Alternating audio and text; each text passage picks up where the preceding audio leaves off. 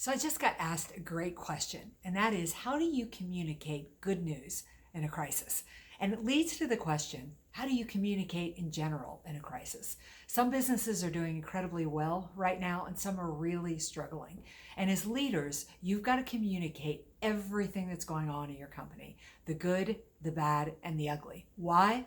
Communication is key to making employees feel safe, feel informed, feel calm, and feel stable. All the things you need them to feel if they're going to be engaged.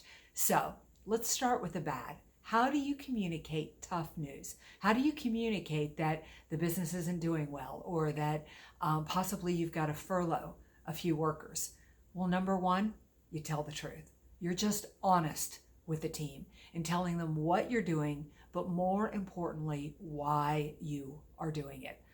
Be vulnerable. Let them know it's a tough decision for you. And then let them know if there's a plan of action, what you're going to do to either make sure that you don't have to go through cuts like this going forward, or what the thought is to maybe bring people back when things get turned around. Whatever the tough news is, you're going to be far better off sharing it, because employees know something's going on. You don't want them to fill in the gaps. You want to be the one sharing the information. Now let's talk about what you need to do to share good news. I mean, sometimes that can feel a little tone deaf, right?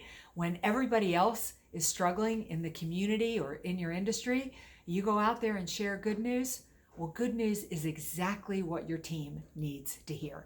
Listen, if you have good news right now, chances are you're an essential business. You're on the front lines really making a difference. And remind your team that all their hard work, it's more than the numbers.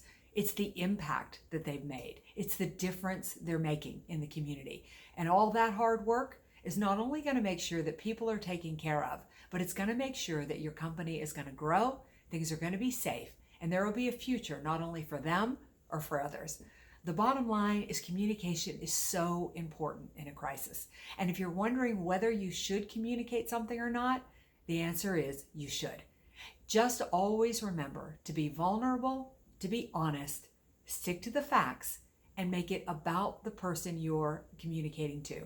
If you do that, you're going to communicate effectively in a crisis. And if you communicate effectively, people will trust you, they will believe you, and they will follow you. So we'll see you next week with another tip and another challenge. And remember, we are all in this together, and we're going to come out stronger on the other side.